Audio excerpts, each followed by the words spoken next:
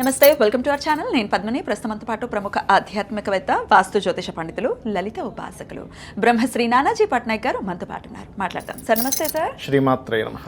ఇక కన్యా రాశి వారికి ఎలాంటి రిజల్ట్స్ ఇస్తుంది సార్ శని వక్రగతి ఈ 138 రోజుల పాటు? కన్యవారికి గనక చూసుకున్నట్లయితే ప్రధానంగా ఇక్కడ రాశిలోనే శుక్రుడు నీచపడుతూ సప్తమంలో ఉండే శని వక్రిస్తున్నాడు.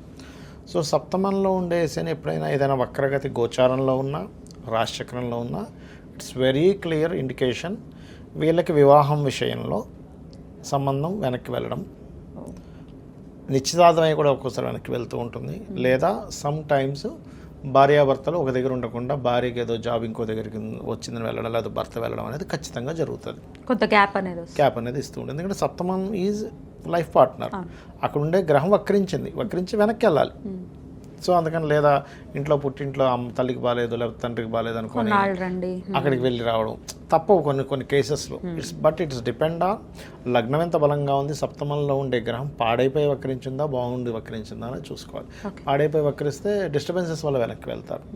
సో ఇప్పుడు ఎప్పుడైతే శుక్రుడు ఉన్నాడో వీళ్ళు బ్యాంక్ ట్రాన్సాక్షన్స్, ఎందుకంటే సప్తమంలో ఉండేసని వక్రించి 6 వైపు వెళ్తున్నందుకు బ్యాంక్ లోన్స్ కానీ, బ్యాంక్ ట్రాన్సాక్షన్స్ కానీ, లాంగ్ జర్నీస్ వెళ్ళేటప్పుడు కానీ, మనీ మ్యాటర్స్, ఎందుకంటే సెకండ్ లార్డ్ వచ్చి లగ్నంలో వచ్చి నీచపడుతున్నాడుగా.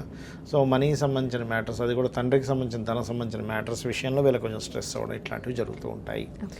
ఈ విషయాల్లో జాగ్రత్తగా ఉండాలి. కాకపోతే వక్రించిన శని 6 వైపు ప్రయాణం మంచిదే. దీనివల్ల ఏంటంటే విదేశీ కంపెనీస్, ఎంఎన్సీ కంపెనీస్లో జాబ్స్ రావడము, అండ్ అదేవిధంగా కొంతవరకు కోర్టు కేసు వ్యవహారాలు గెలవడము, లేకపోతే అవతల వాడు కేసు పెట్టి కూడా సర్లే వదిలేస్తున్నానులే, కాంప్రమైజ్ అయిపోదాం అనుకోవడం. ఎందుకంటే సప్తమం ఈజ్ లీగల్ ఇష్యూస్ ఎప్పుడైతే వక్రించా లీగల్ సంబంధించినవన్నీ సర్లే మనం మాట్లాడుకొని సెట్ చేసుకుందాం, లే భయం ఏం తిరుగుతాం ఈ కోర్టులో అనేటువంటిది అవతల వాళ్ళకే వస్తుంది. ఒక్కోసారి అవతల వాళ్ళకి కేసు వదిలేశారు అట్లా చెప్తుంటారు. సో అట్లాంటివి జరుగుతాయి అన్నమాట. అయితే వీళ్ళు ఎక్కువగా వెంకటేశ్వర స్వామి ఆరాధన చేయడం కూడా మంచిది వీరికి. ఆరోగ్యం ప్రత్యేకంగా ఎలా ఉంటుంది సార్? ఆరోగ్యం కనుక చూసుకుంటే అమ్మ ఇక్కడ 6th lord is in 7th house, 6th వైపు వస్తుంది. షుగర్ ఉన్న వాళ్ళు ప్రధానంగా కొంత జాగ్రత్తగా ఉండాలి. 5th and 6th లార్డ్ శని కదా, ఆయన సప్తమంలోకి వెళ్ళి వక్రించినందుకు షుగరు. లేకపోతే ఒక్కోసారి ఎలా ఉంటుందంటే అంతా బాగానే ఉంది, డయాగ్నోస్ చేస్తే అంతుపట్టదు.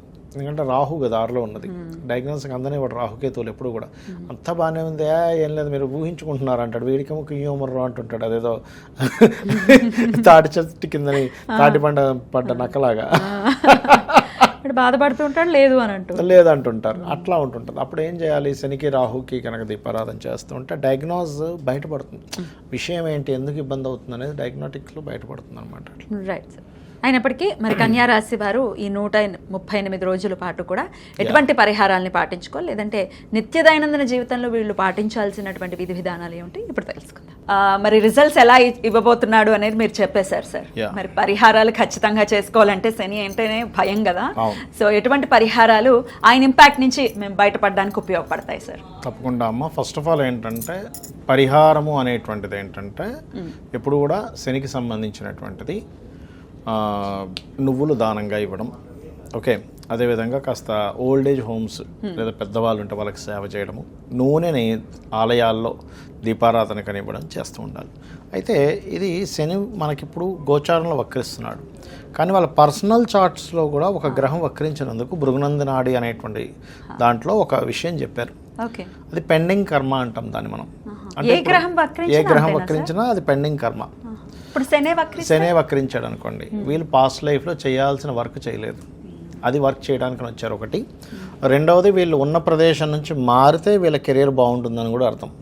అయితే ఇట్స్ డిపెండ్ ఆన్ శని. ఇప్పుడు వాళ్ళ పర్సనల్ చార్ట్లో పలానా దగ్గర వక్రించారు, ఆ వెనక రాశి నుంచి 159లో ఏ గ్రహాలు ఉన్నాయో చూడాలి. దాన్ని బట్టి వాళ్ళు ప్లేస్ మారడం వల్ల అభివృద్ధి ఉంటుందా ఉండదా అనేది తెలుస్తుంది.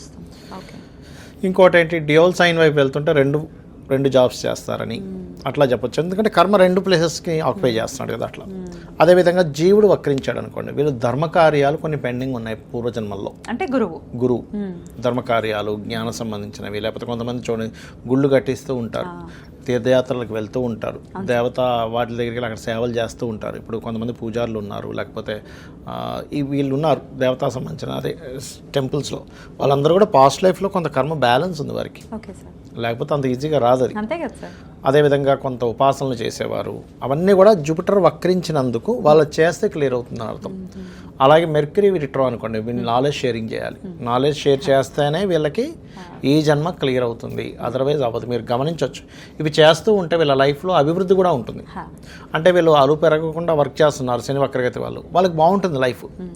అదేవిధంగా దేవతా క్షేత్రాలు వెళ్ళడం చేస్తున్నారు, వీళ్ళ లైఫ్ అక్కడ నుంచి స్టార్ట్ అవుతుంది బాగుండడం అనేది. నాలెడ్జ్ ఎంత షేర్ చేస్తూ ఉంటే ప్లస్ అవుతూ ఉంటాడు. ఎందుకంటే కుజుడైతే భూములకు సంబంధించింది, అన్నదమ్ములకు సంబంధించిందమ్మా. అంటే ఇప్పుడు కొన్నిసార్లు భూముల్ని వదిలేయాల్సి వస్తుంది, వదిలేయాలి అంటే కొన్నిసార్లు వదిలేసారు. అంటే వక్రించి కేతువుతో కనెక్ట్ అవుతే ఖచ్చితంగా వదిలేయాలి. వక్రించి శుభగ్రహంతో కనెక్ట్ అయితే ఏంటంటే వాళ్ళు వేరే ప్రదేశానికి వెళ్ళడం ద్వారా భూములు సంపాదిస్తారు. 100 ప్లేసులు సంపాదించలేరు, మీరు ప్లేస్ మారండి, అక్కడ మీరు బీభత్సంగా భూములు సంపాదిస్తారని చెప్పొచ్చు.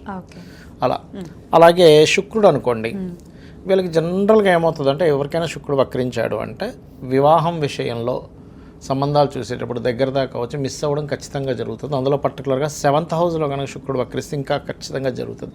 7th హౌస్లో ఏదైనా గ్రహం వక్రిస్తే వాళ్ళకి సంబంధం ఓకే అనేట్టు ఓకే వెనక్కి వెళ్ళడం జరుగుతూ ఉంటుంది. అదొక రకంగా దోషం పోయినట్టు అలా జరిగిందంటే వివాహానికి ముందు.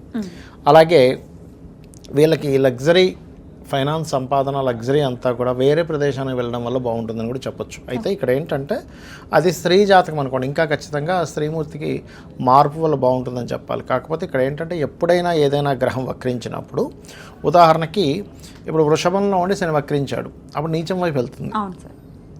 అదే వృశ్చికంలో ఉండి వక్రించాడు, ఉచ్చం వైపు వెళ్తుంది. అంటే అది ఏ స్థానంలోకి వెళ్తుంది ఈజ్ మోస్ట్ ఇంపార్టెంట్. అంటే అది ఉచ్చమా నీచమా, ఫ్రెండ్లీ సైన్లోకి వెళ్తుందా, ఎనిమీ సైన్లోకి వెళ్తుందా, న్యూట్రల్గా ఉండే సైన్లోకి వెళ్తుందా ఈజ్ మోస్ట్ ఇంపార్టెంట్.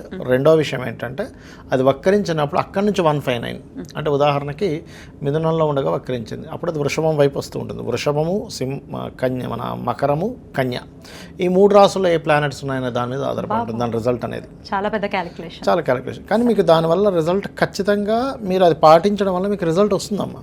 ఇప్పుడు ఒక వ్యక్తి వచ్చి అడిగాడు, ఏమంటే నేను ఇక్కడ చేయనా వేరే ప్రాంతానికి వెళ్ళి చేయనా, వక్రించి మంచి ప్లానెట్స్ అనుకోండి, ఖచ్చితంగా వాళ్ళు వేరే ప్రాంతానికి వెళ్ళడం ద్వారానే లైఫ్ బాగుంటుంది. ఇవన్నీ తెలుసుకోవాలంటే ఇట్లా నిష్ణాతుల దగ్గరికి వెళ్ళాల్సి ఉంటుంది, పర్సనల్ చార్ట్ చూసుకోవాలి. బట్ ఇన్ జనరల్ గా మేము రెమెడీస్ చేసుకోవాలనుకుంటున్నాం, మాకు భయంగా ఉంది, చాలా లాంగ్ పీరియడ్ కాబట్టి, మరి శని అనుగ్రహం కోసం ఎటువంటి రెమెడీస్ చేయమంటారు? ఫస్ట్ ఆఫ్ ఆల్ ఇక్కడ రెమెడీస్ అయితే శని అనుగ్రహం కోసం అయితే నేను చెప్పినట్టుగా నువ్వులు దానంగా ఇవ్వడం, ఆయిల్ దానంగా ఇవ్వడం, ఎక్కువ బద్దకించకుండా పోస్ట్ పోన్ చేయకుండా వర్క్స్ కంప్లీట్ చేయడం, ఇవి ఖచ్చితంగా చేయాలి.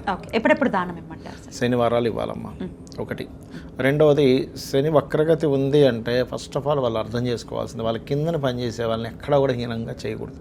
ఎందుకంటే వాళ్ళకి సేవ చేయడానికి పుట్టాడు ఈయన. మళ్ళీ సమ్ వర్క్, ఇంకా పోయిన జన్మలో మనకు మంచి జాబ్ ఇచ్చాడు బాసు, కానీ మనం ఏదో తూతూ మంత్రంలా చేసి వెళ్ళిపోతున్నాం, అదంతా కూడా పెండింగ్ వర్క్. మళ్ళీ పెండింగ్ కర్మ. ఇప్పుడు అనుకుంటా ఏముందిలే బాస్ చూడట్లేదు, ఇక్కడ సీసీ క్యామ్స్ లేవు, మనం వాడిందే ఆడ పాడిందే పాట అనుకుంటే కాదు. అది ఎవ్రీథింగ్ ఈజ్ కౌంట్స్.